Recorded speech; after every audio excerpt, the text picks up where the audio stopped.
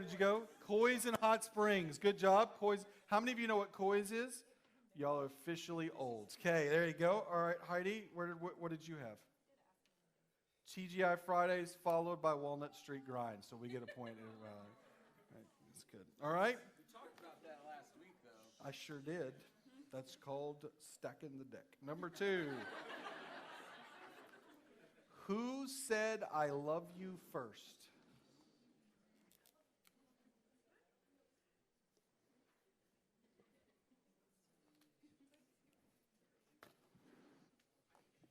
Okay, David, Rachel.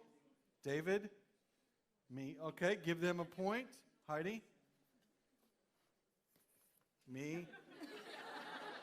It's because it took like 3 more times for her to say it back, okay? Okay? All right, points for all of us. Well, look at that. Look at there's all these romantic. It's back in the old days, huh? Okay, we're going to take a break. We're going to come back in just a second. So grab your handout. We're going to do a little discussion. Let's look at James chapter 3. James says this: if you're wise and understand God's ways, prove it by living an honorable life, doing good works with the humility that comes from wisdom. But if you are bitterly jealous and there is selfish ambition in your heart, don't cover up the truth with boasting and lying. For jealousy and selfishness are not God's kind of wisdom. Such things are earthly, unspiritual, and demonic. For wherever there is jealousy and selfish ambition, there you will find disorder and evil of every kind. But the wisdom from above is first of all pure. It is also peace-loving, gentle at all times, and willing to yield to others. It is full of mercy and good deeds. It shows no favoritism and is always sincere. And those who are peacemakers will plant seeds of peace and reap a harvest of righteousness. Now, James gives some pretty good instructions about how to live, how to love, how to work in the kingdom of God, about how to be a good follower of Jesus Christ.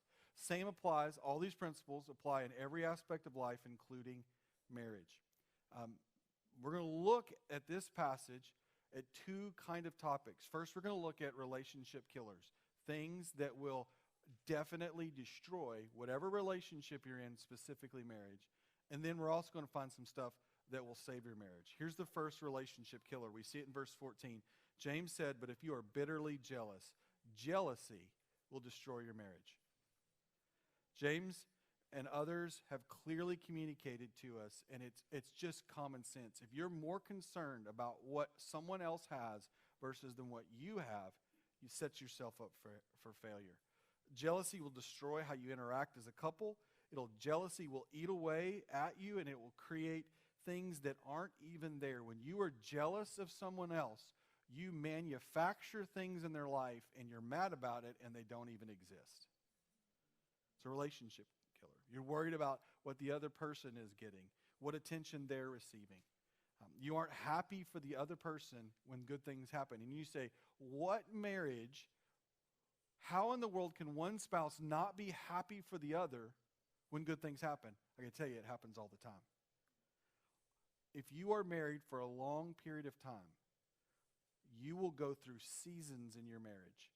Seasons where different ones of in the marriage will have greater success and less success. Greater responsibility, and then seasons of less responsibility. This is most clearly seen when you're parenting, okay? So I have 2 amazing kids, Morgan and Bethany. And at different times in their lives, they loved Heidi more than they loved me. Sometimes they liked me more than they liked her. It was just went back and forth. Sometimes it was me who Morgan calls for questions. It was me who Bethany wanted to hold her. There was a period of time when Bethany was about 2 to 3 years old. I was convinced that maybe she had a different father other than me. She did not want to be near me. If I touched her, she would scream. If I walked in and said, hey, she would go find her mother and hide behind her legs. Did you guys experience this with your kids at all? Yeah. Clara would... Use the mic. David would walk into the room and Clara would say, Daddy, don't look at me. Yeah. What about you guys? Did y'all have that challenge? I just always give them ice cream, so they always like me more. Yeah. So, like right now, with Ezra, who does it equal, or who does he want to be around more? My children don't like me. It's because you keep using that voice on them. No. I am not fun. I am boring. I make them do work, and they still like me more than him. He does all the fun things. He takes them places. He gives them all the ice cream. They still like me more.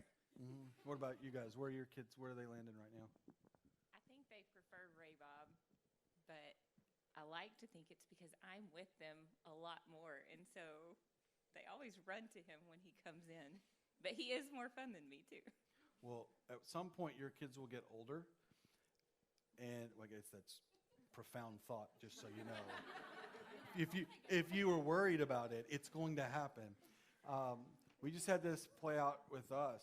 Morgan, who's away at college and who's probably not watching, thank God, for this part of the story, like when she wants something,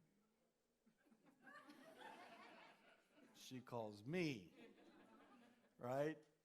Yeah, that's all we have to say about that. So, verse 14, James said, and there is selfish ambition in your heart. Here's the second relationship killer, selfishness.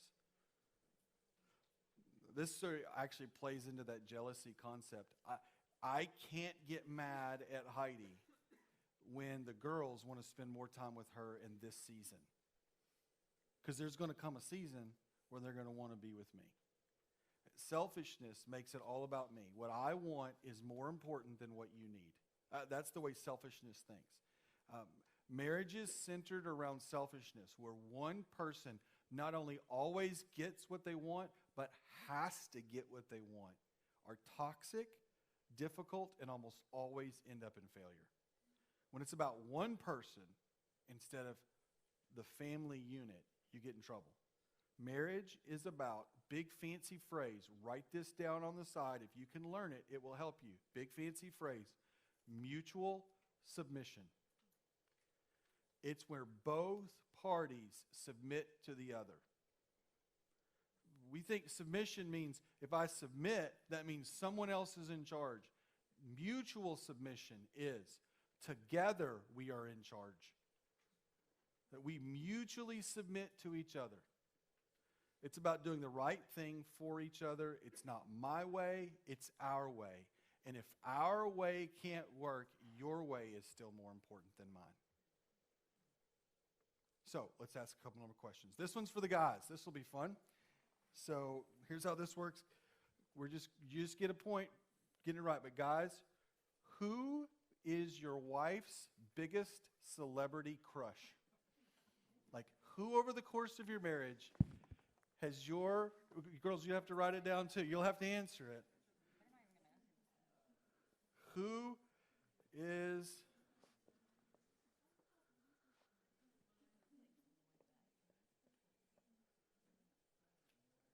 okay? But while we're doing it, what's the current score? And Daniel, you might move that thing there so you can get that. What's our current score? Right now, Yeah. y'all are tied with the Harrisons for actually, no, it's not with the Staffords for 2, and the Harrisons have 1.5. Okay. So Harrison's, what do you think it is, Ray Bob? Viva la France. She's in love with the entire nation of France. She had a crush on France? Laura? Viva la France! Give them a half point for pitching Navigate. All right. David, who did you think it was? George Clooney.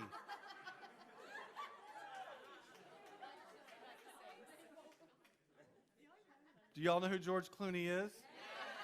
Okay, so I hope we have the same one. But this is clarification. This is not the old one. This is the young one. A young Val Kilmer. And a young Val Kilmer.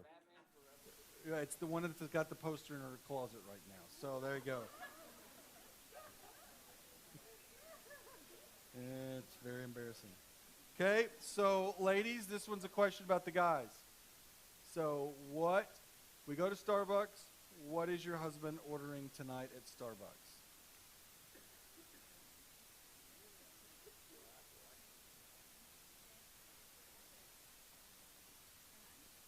Just normally.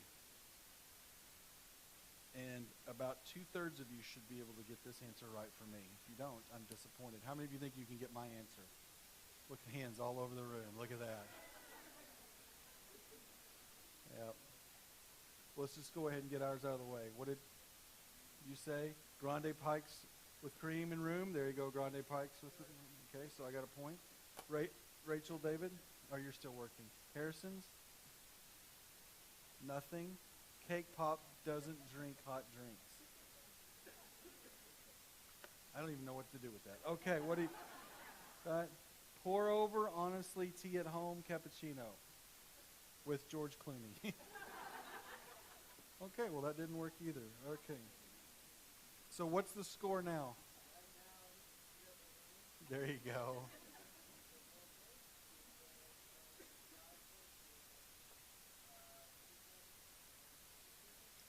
There we go. All right, let's move from relationship killers to relationship savers. Verse 13.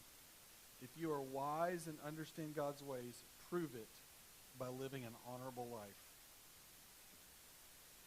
This is probably the one main point, regardless through it all. You do this, it will always turn out for the good. Do what's right. When in doubt, do what's right. If people just did what was right, we would have a whole lot less problems, wouldn't we? An honorable life. Treat each other fairly. Give each other the benefit of the doubt. And then next in verse 13, James said to live humbly. Just to live humbly. To put other people first and not demand things just because you want it. Then, verse 17, he said to live gently. This seem odd to you, but we definitely have to live gentle. Be gentle with each other. We'll talk about that more in a second, but I really want to have these next questions are going to be really fun. What number are we on? Are we on like on 8? What number is this? 8. All right, here we go. Guys, what cereal best describes your wife? You have to pick one of these. Cocoa Pebbles, Rice Krispies, Fruit Loops, regular everyday Cheerios, or Mucilix. Mucilix, it's like, how many don't know what Mucilix is? I looked it up on the thing. It's the wheat mixture, nuts, grain.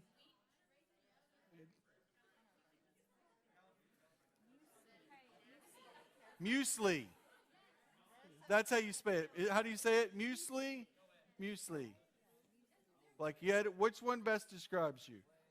Cocoa Pebbles, Rice Krispie, Fruit Loops, Cheerios, Muesli, and you have to be able to give the reason why.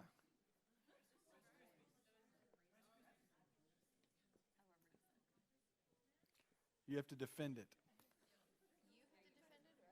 Well, like the guys have to defend their choice. They explain. So we'll do the guys, and then they'll explain it, and then we'll come back to the girls.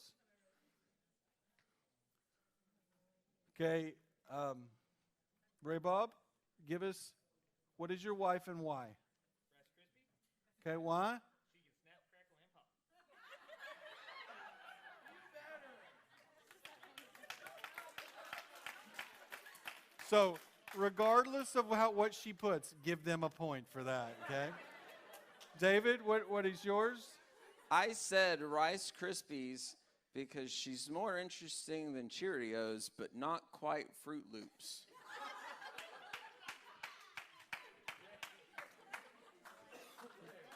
Go ahead and give him a point for that. Point there.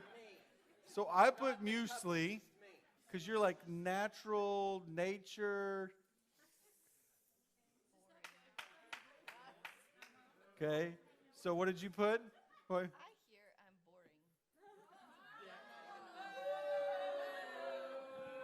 Recover, recover, recover. So take a point from me from insulting my wife.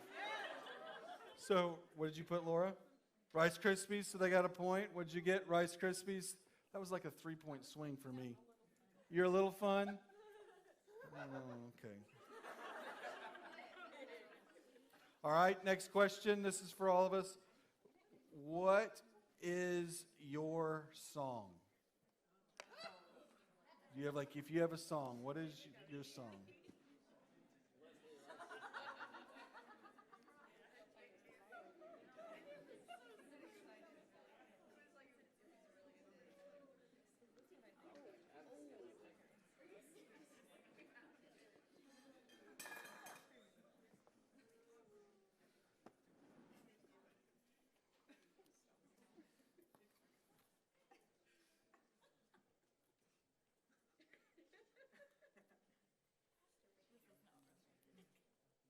Did we expect romantic from any of us? Well, them, yes.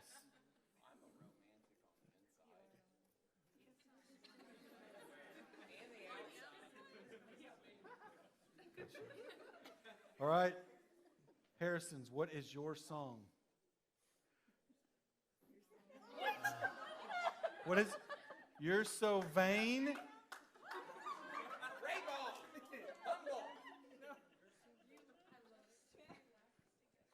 I think that was you and your roommate in college. Whoa. Had a joke about that.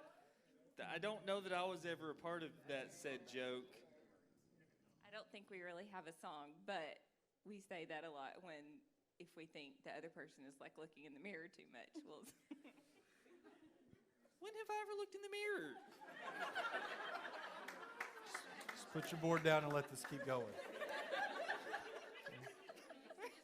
When has he looked in the mirror? Seriously, how many times have you said, you can't wear that, or you have to fix your hair, or I don't look in the mirror. I should probably, but so confused right now. We'll Carry give on. them a point just for the purposes of their marriage. Okay, what do y'all have? I always have to steal kisses from you? I've never heard that song. Have I heard that song? Ben Harper and the Innocent Criminals. Yeah,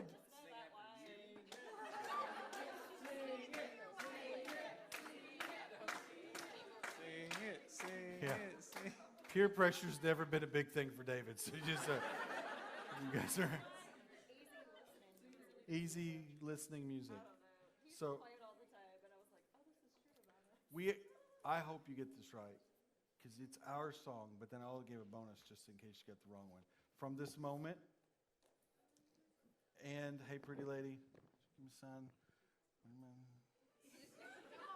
I'm terrible with songs, and I can't remember anything nowadays. So I said the song that was on the radio coming back from Reno that you put on the front of our scrapbook, because I don't remember the name of it at this moment.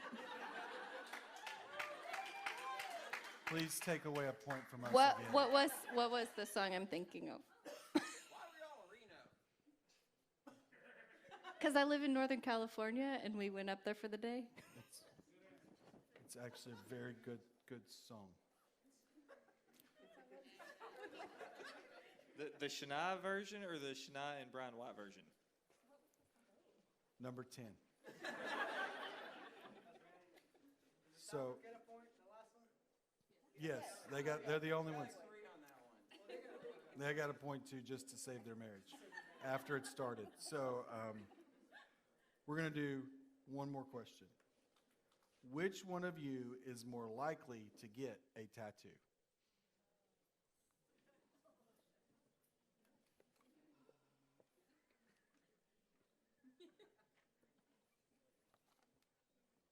What's the current score?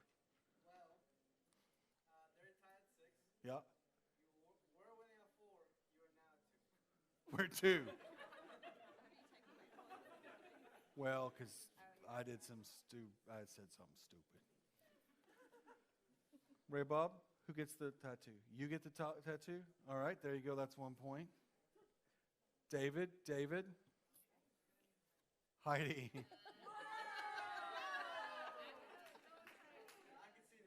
Totally, Coach. You better not. Okay. All right. I'll tell you what. We'll do one more question because we got 1 minute left. Okay.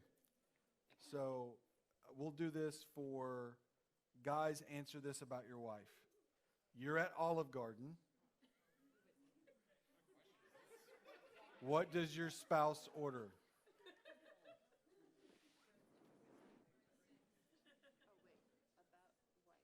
Yeah. What would the wife?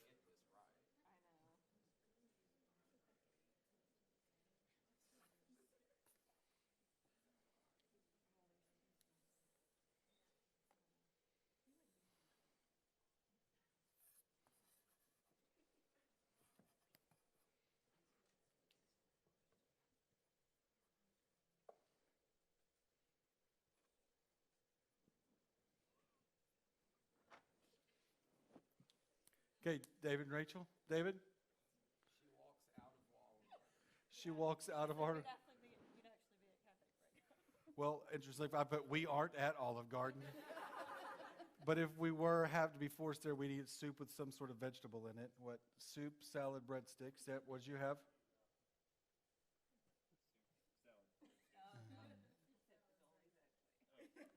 Fazoli's. Okay, so we got 2 points. We all none of. Does anyone actually eat at Olive Garden anymore?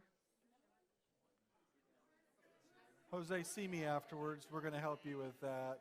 Has anyone made it to Fazoli's yet? Have you made it? Because I pulled up and it was like a solid 3-hour wait. You ate? It wasn't good? I rebuke you in Jesus' name. Yeah, gotcha. Okay, let's finish this up. Okay, so what's the score, Jose? Based on the last round, I think I gave the Staffords a point. I gave y'all a point. I did not give the Harrisons a point. This is both of y'all said we're not going. Okay, so what's the score? So as of right now, the Harrisons have 7, y'all have 4, the Staffords have 8. Well, congratulations, David and Rachel. You have won. Huh? Yes. We're going to send David to Olive Garden. Awesome. Would you guys give them a big hand? Thank you guys so much.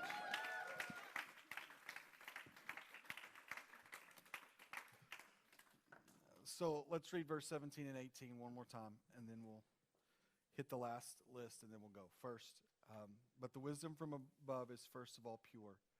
It's also peace-loving, gentle at all times, willing to yield to others. It's full of mercy and good deeds.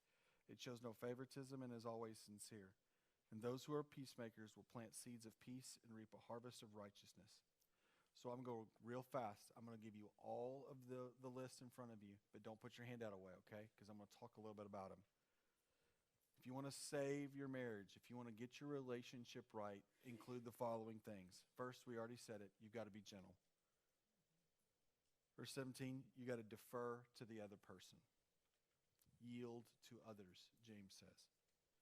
You also have to be full of mercy, which means you've got to forgive each other.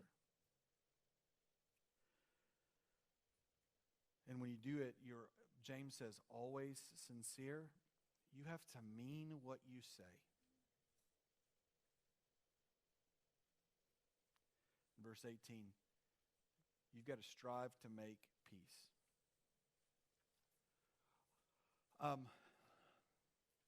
I don't think this is systemic or endemic to your context or area, but I have to say that as our culture and as our time period becomes more heated, argumentative, and angry, you better be careful to make sure gentleness and humility are part of your marriage.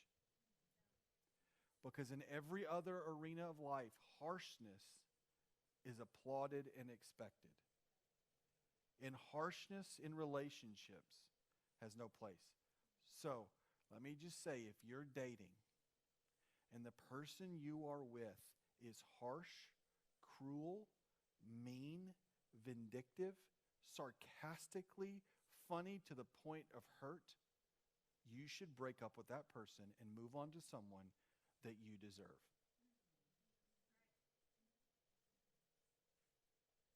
if they are insulting, if they have an edge to their voice, that will not go away, and it will only become more pronounced over time.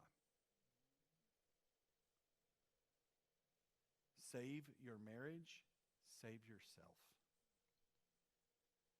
Find someone who is sincere and who is gentle and who treats you like you matter. And then when something goes wrong in your relationship, and trust me, it will go wrong. In those moments, defer to the other person. Strive for peace, not fighting. Humble yourself and forgive each other. Make peace. And I leave you with maybe one of the best misused scriptures that Paul wrote when I misuse it about marriage and relationships. Romans chapter 12, verse 9. Love from the center of who you are. Don't fake it. Run for dear life from evil. Hold on for dear life to the good. How do you save your marriage before it starts? Before it ever begins, commit to be good, to do good, and to have a good time. Run towards love. Run away from evil. Thanks, Staffords and Harrisons, for laughing with us and let us poke fun. I love each of you. I'm excited for you. Next week, we'll continue our dating relationship series. And sign up for Navigate. It's going to be a great night. God bless you. In the back, you can sign up for Navigate.